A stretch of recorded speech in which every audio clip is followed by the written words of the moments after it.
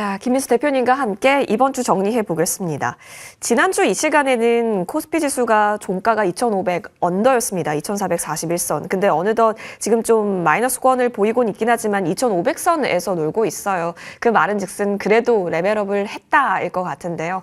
자, 이 속에서 기회 더 잘 찾아봐야겠죠. 김민수 대표님 나와주셨습니다. 어서 오십시오. 안녕하십니까. 네. 그래도 다른 나라 대비해서 다른 나라 잘 갔다 안 가던 우리나라 지수가 움직였습니다. 기회 계속 있겠죠. 대표님 어떻게 보셨어요, 오늘 하루? 네, 미국 증시 시간에 한국 증시 열죠, 그냥. 한국 증시 매매해야 될 것 같습니다, 지금은. 예. 네, 그런 욕구와 열의가 조금씩 더 나오고 있는 시장이다 보니까 되는 시장은 좀 더 길게 열리면 좋겠다. 이런 마음으로 봐야 될 것 같은데 뭔 소리냐? 예, 그냥 조금 이 추세가 더 이어가길 바라는 마음으로 예. 또 바라보고 있는데 그렇다고 하더라도 좀 올라오다 보니까 뭐 바뀐 게 뭐가 있느냐? 뭐 차익 실현되는 욕구도 많이 또 이어지는 것 같아요. 네. 불안불안하다 올라오는 게. 그럼에도 불구하고 시장 분위기는 또 계속 맞춰갔으면 외국인들이 또 많이 팔지도 않네요, 지금요. 네, 그래서 그런 것들 연장해서 다음 주까지 봤었을 때 그래도 또 이벤트도 있고 그런데 좀 못 가는 쪽의 sek터 중에 하나가 제약 바이오, 맞아요. 바이오 섹터입니다. 이쪽 관련된 쪽에서 한번 좀 동향들을 체크해보자라는 관점 쪽에서 오늘 준비해봤습니다. 맞습니다. CS2025가 굉장히 주식시장의 파급력이 엄청나는데 그 다음에 준비하고 있는 이벤트가 말씀해 주신 대로 JP모건 헬스케어가 예정이 되어 있습니다. 13일부터 16일로 알고 있는데 사실상 지금 수급은 CS 쪽에 좀 가 있다가 다시 이동을 할지 이 부분이 가장 궁금하거든요. 네, 일단 전반적인 바이오주 왜 못 가냐라고 네. 하게 되면 딱 한마디.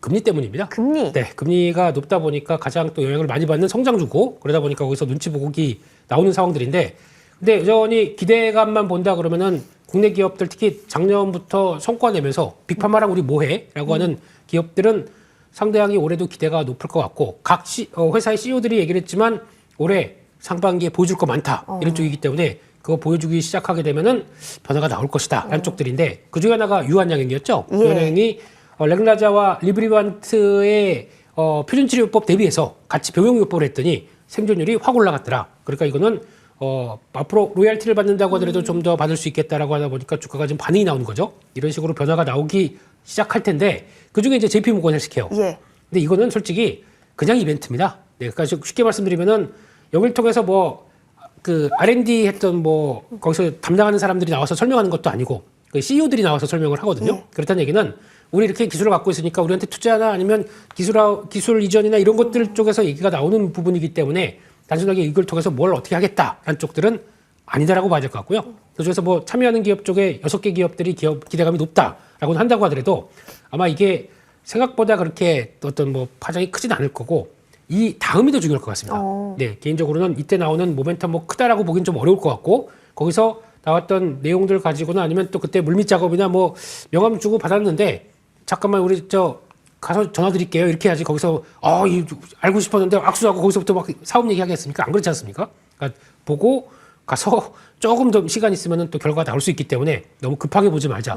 이게 다가 아니다 이렇게 봐야 될 것 같습니다. 그렇죠. 여기에 모든 관심을 다 쏟고 바로 반응이 나와야 한다라는 조급한 마음으로 이 이벤트를 바라보기란 조금 더 챙겨볼 게 많다라는 건데요. 자, 그렇다면 참여 기업들이 꽤 있잖아요. 네. 일단 대형주부터 시작해서 중소형까지 다 있습니다. 정말 뜨겁게 관심을 받아야 할 텐데요. 네, 받았으면 좋겠고 받을 만큼의 성과도 올렸기 때문에 네. 받아주세요. 받아주세요. 이런 느낌으로 제 네. 명함 받아주세요. 이런 느낌으로 그렇게 아마 이번에도 영업을 많이 하시지 않을까 싶은데 네. 근데 키워드를 보게 되면은 예. 일단 제약바이오 쪽의 키워드가 이제 한 3-4개 정도로 압축되는 것 같습니다. 첫 번째가 기술 이전이죠. 우리 놀라운 기술 갖고 있다. ADC, ADC. 그리고 또 SC 제형 네. 관련된 쪽에서 이 부분에 대해서도 빅파마 중심으로 계속 관심 갖거나 좀 더 넓혀진다. 예. 당연히 주가도 반응을 하겠죠. 두 번째로는 CMO 관련된 쪽인데 작년 말 기준으로 미국의 생물보안법이 통과가 안 되다 보니까 이에 따라서 좀 실망감도 있었다고 하더라도 그거 없어도 실적에 대한 기대감은 높아지고 있는 상황들이기 때문에 그것만 하게 되면 플러스 알파 정도까지 보시면서 계속 체크는 해야 될 것 같고요. 세 번째로 비만 치료제입니다. 예. 비만 치료제도 미국에서 FDA가 약간 기준을 조금 좀 타이트하게 바꾸다 보니까 그에 따라서 그러면 아무나 이제 막 비만 치료제 쪽으로 안 해주겠다라는 쪽으로 봤었을 때 같이 변화가 나올 것 같고 또 첨단 생명법까지 네. 좀 보셔야 될 것 같습니다. 예.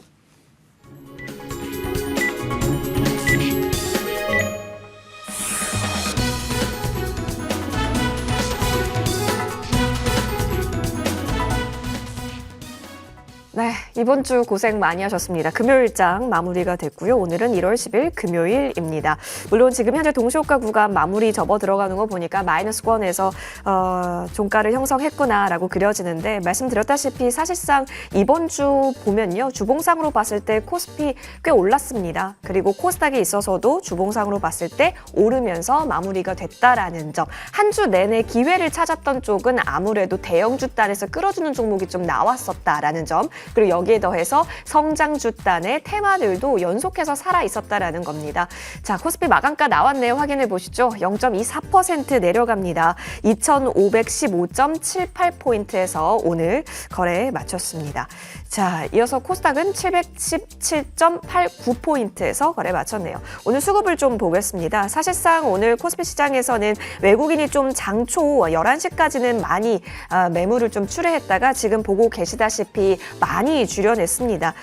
근데 여기에 더해서 지금 장 막판 들어서 동시호가 구간에서는요. 외국인이 다시 또 산 것으로 지금 찍혀 있습니다.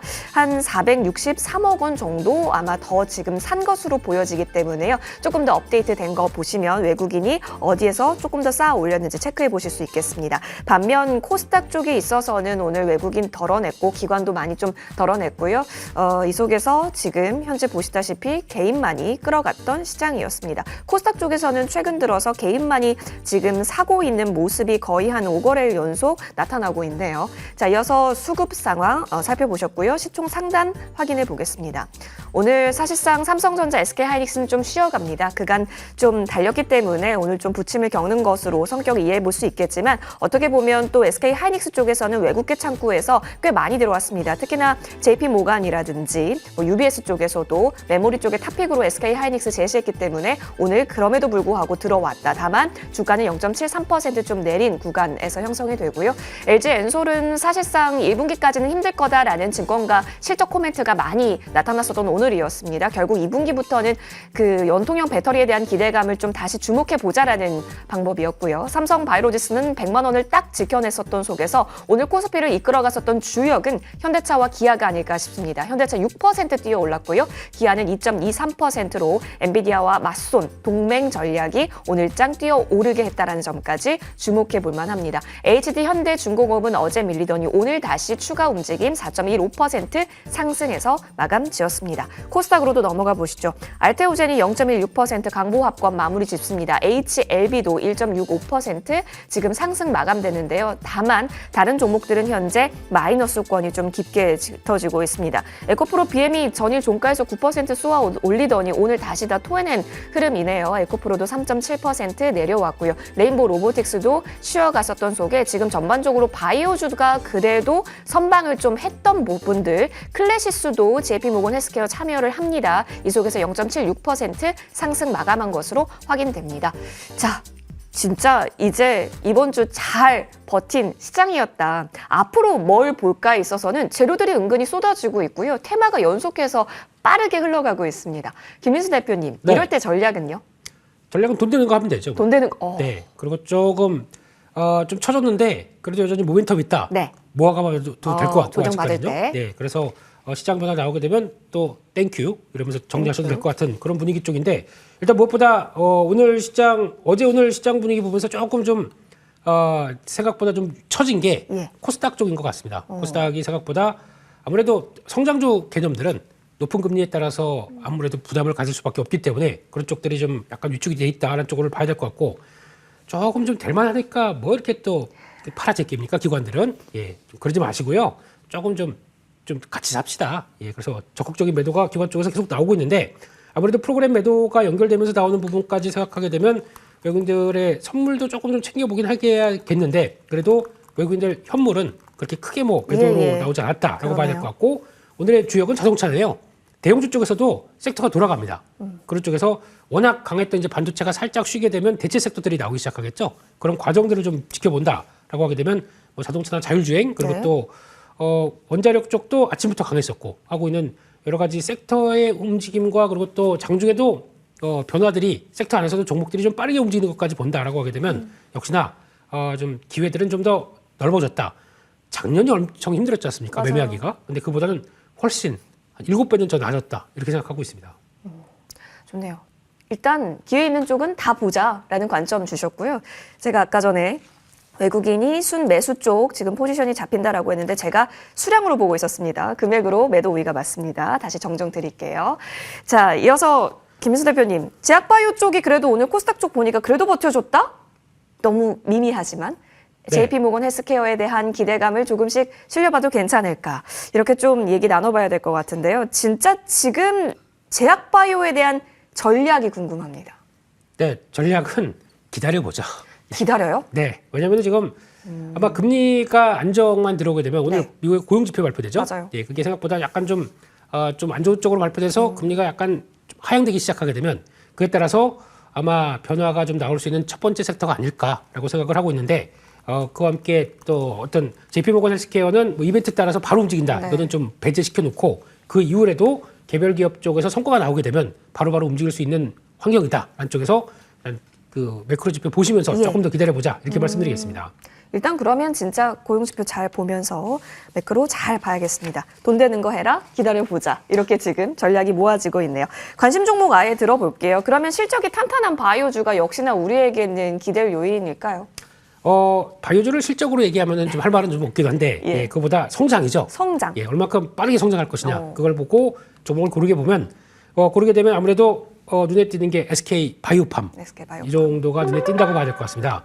특히 FDA의 신약 승인 받은 이 엑스코플이죠. 뇌전증 치료제가 일단 2027년 가게 되면 매출이 8천억대 얘기를 하는데 거의 뭐 1조까지도 나올 수 있다라고 하게 되면 연평균 24% 증가하는 수치입니다.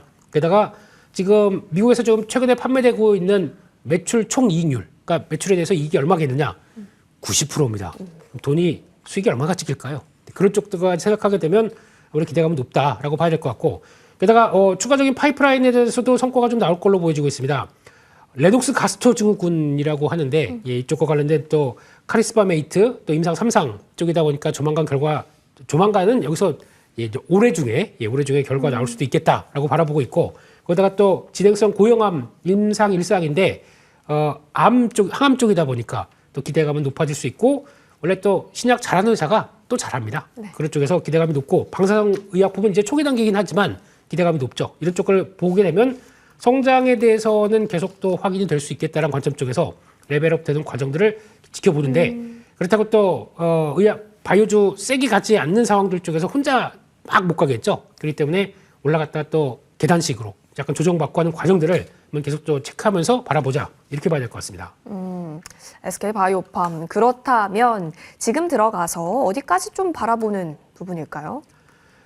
지금 이제 여기서 어느 정도 단기 뭐 매물 소화할 것도 없습니다, 솔직히. 예, 그냥 레벨업으로 들어가는 과정 쪽에서 다음 쪽은 한 저항으로 본다라고 하면 15만 원대 15만 원. 정도가 저항이 아닐까 생각되고 있어서 목표는 그 정도로 가져가면서 대가고 그때 또 여러 가지 변화나 또 성과 나오게 되면 또 바뀌어지긴 하겠죠. 그런 쪽으로 바라보고 있고 손절가는 10만 원대로 말씀드리겠습니다. 알겠습니다. 멀리 본다면 지금 계속해서 시작 구간처럼 보여줄 수 있어요. SK 바이오팜 15만 원 라인대까지 살펴보겠습니다. 테크윙의 기세가 엄청납니다. 6거래 연속 빨갛게 양봉을 그려내고 있습니다.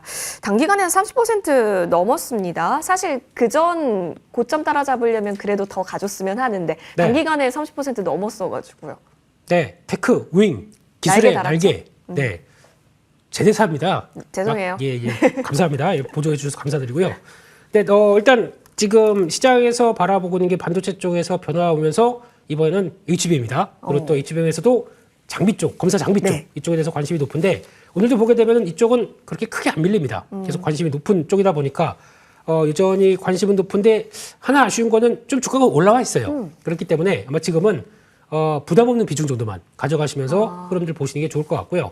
여기서 또 한국 증시가 그렇지 않습니까? 한번 또 올랐다고 계속 또 쭉쭉쭉 달리는 게 아니라 또 차익 매물 받고 움직일 가능성이 높기 때문에 일단 줄일 건 줄이고 부담 없이 보시면서 올해는 그래도 HBM 쪽은 계속 보자 한쪽에서 반도체 쪽은 체크를 해야 될 것 같고요. 네, 그 중심에는 하이닉스가 있겠죠. 네, 그래서 같이 잘 비교하면서 대응해보자 이렇게 말씀드리겠습니다. 그러면 너무 궁금한 게 대표님 네. 반도체도 봐야 되고 바이오도 봐야 되는 현재 구간인 거네요? 돈 좀 빌려주세요. 돈이 없습니다. 이것저것 다 살려고요? 예, 그러니까 비중 관리하시면서 예. 비중적으로 만약에 지금 이쪽 섹터가 강하다 그러면 그쪽에 조금 더 싫고 그랬다가 좀 올라오게 되면 줄였다가 또 다음 섹터 준비하고 이렇게 해가는 과정이 슬기로운 주식 생활. 감사합니다. 알겠습니다. 지금은 어쩔 수가 없습니다. 단기간에 올라온 쪽도 있기 때문에 비중 조절에 있어서 조금 더 여러분의 능력을 요구하는 시장일 수 있다는 점 코멘트 받아봤습니다. 레몬리서치 김민수 대표님과 함께 했고요. 이어지는 머니투데이 방송과 함께 다음 주 시장 전략도 꼭 잘 챙겨가시죠. 저희는 여기서 물러납니다. 시청자 여러분 고맙습니다.